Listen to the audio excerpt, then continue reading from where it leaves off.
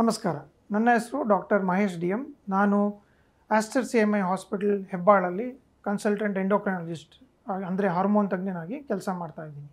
ಇವತ್ತು ನಾವು ಡಯಾಬಿಟೀಸ್ ಕಾಯಿಲೆಯಲ್ಲಿ ಸಾಮಾನ್ಯವಾಗಿ ಕಂಡುಬರುವ ಪ್ರಾಬ್ಲಮ್ ಅಂದರೆ ಕಾಲಿಗೆ ಬರುವ ತೊಂದರೆ ಬಗ್ಗೆ ಮಾತಾಡೋಣ.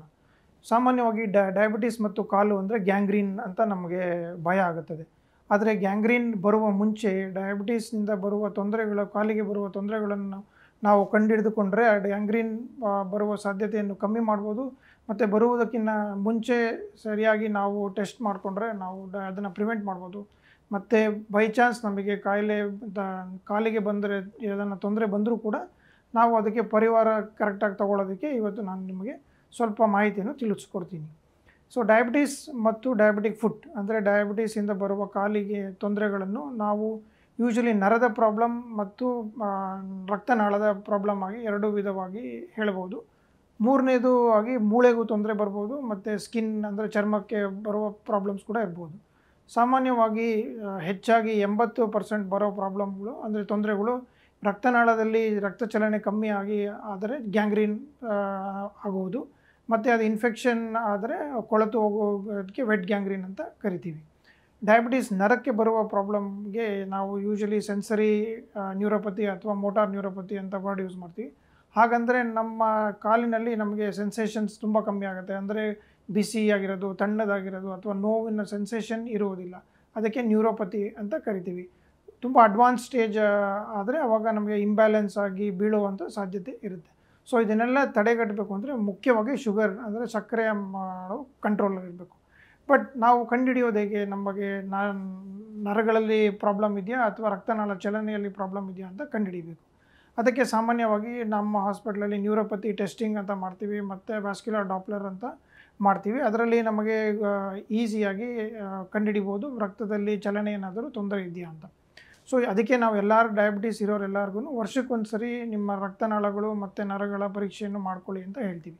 ಸೊ ತುಂಬ ಕಾಮನ್ ಅಂದರೆ ತುಂಬ ಸಾಮಾನ್ಯವಾಗಿ ಜನಗಳಿಗೆ ಗೊತ್ತಿರೋದೇನೆಂದರೆ ಕಾಲು ಉರಿ ಬರೋದು ಅಥವಾ ರಾತ್ರಿ ಆದರೆ ಕಾಲು ನೋವು ಬರೋದು, ಈ ಥರ ಲಕ್ಷಣಗಳು ಡಯಾಬಿಟಿಕ್ ಫುಟ್ನಲ್ಲಿ ಕಂಡುಬರುತ್ತದೆ.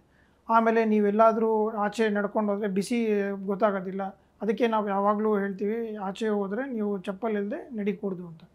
ಮತ್ತು ಇದಲ್ಲದೆ ನಮಗೆ ಮನೆ ಒಳಗಡೆ ಏನಾದರೂ ಬಿದ್ದಿದ್ರೆ ಅದು ಚುಚ್ಚಿದ್ರೆ ಗೊತ್ತಾಗದೇ ಇರ್ಬೋದು.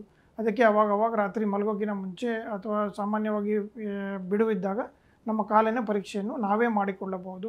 ನಾವು ಅದಕ್ಕೆ ಡಯಾಬಿಟಿಕ್ ಮಿರರ್ ಅಂತ ಹೇಳ್ತೀವಿ. ಎಲ್ಲರಿಗೂ ನಿಮ್ಮ ಕಾಲನ್ನು ಮಿರರ್ ಮೂಲಕ ನೋಡಿಕೊಂಡ್ರೆ ಅವಾಗ ಅದರಲ್ಲಿ ಏನಾದರೂ ಬೈ ಚಾನ್ಸ್ ಏನೋ ಚುಚ್ಕೊಂಡಿದ್ರೆ ಅಥವಾ ಸ್ಕಿನ್ ಗಟ್ಟಿಯಾಗಿದ್ದರೆ ಅಥವಾ ಚರ್ಮ ಗಟ್ಟಿಯಾಗಿದ್ದರೆ ನಿಮ್ಗೆ ಗೊತ್ತಾಗುತ್ತೆ. ಅದದ್ದು ನೀವು ಕ್ರಮೇಣವಾಗಿ ಪರೀಕ್ಷೆ ಮಾಡ್ತಾಯಿದ್ರೆ ನಿಮಗೆ ಗೊತ್ತಾಗುತ್ತೆ ಮುಂಚೆ ನನ್ನ ಕಾಲು ಹೇಗಿತ್ತು, ಹೇಗಿದೆ.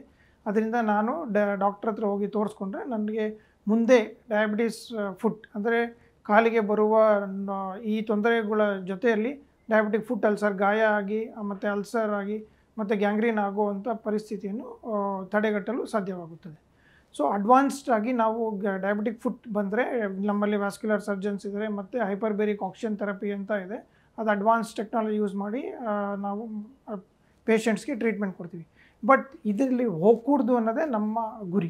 ಆದ್ದರಿಂದ ನೀವು ನಿಮ್ಮ ಕಾಲನ್ನು ಟೆಸ್ಟ್ ಮಾಡಿಕೊಂಡು ಮತ್ತು ಶುಗರ್ ಲೆವೆಲ್ಸ್ ಕಂಟ್ರೋಲಲ್ಲಿ ಇಟ್ಕೊಂಡ್ರೆ ಡಯಾಬಿಟಿಕ್ ಫುಟ್ ಬರುವಂಥ ಸಾಧ್ಯತೆ ತುಂಬ ಕಮ್ಮಿ ಆಗುತ್ತದೆ. ಮರಿದೇನೆ ನೀವು ನಿಮ್ಮ ಕಾಲನ್ನು ಪರೀಕ್ಷೆ ಮಾಡ್ಕೊಳ್ಳೋದು ತುಂಬ ಅಗತ್ಯ. ಯಾಕೆ ಅಂದರೆ ಕಾಲಿಗೆ ಒಂದು ಸರಿ ತೊಂದರೆ ಆದರೆ ಅದು ಪದೇ ಆಗ್ತಾನೆ ಇರುತ್ತೆ. ನಮ್ಮ ಕಾಲು ನಮ್ಮ ಕಾನ್ಫಿಡೆನ್ಸ್ ಅಂದರೆ ನಮಗೆ ಏನೇ ಮಾಡಬೇಕಾದ್ರೂ ನಮ್ಮ ಕಾಲು ಚೆನ್ನಾಗಿದ್ರೇ ನಮ್ಮ ಗುರಿಯನ್ನು ಸಾಧಿಸಲು ಸಾಧ್ಯವಾಗುತ್ತದೆ. ಅದಕ್ಕೆ ಡಯಾಬಿಟೀಸ್ ಪೇಷಂಟ್ಸ್ಗೆ ಯಾವತ್ತಿದ್ರೂ ನಮ್ಮ ಕಾಲನ್ನು ಚೆನ್ನಾಗಿ ನೋಡಿಕೊಂಡ್ರೆ ಡಯಾಬಿಟೀಸ್ ಕೂಡ ಕಂಟ್ರೋಲಿದೆ ಅಂತ ಆಗುತ್ತದೆ.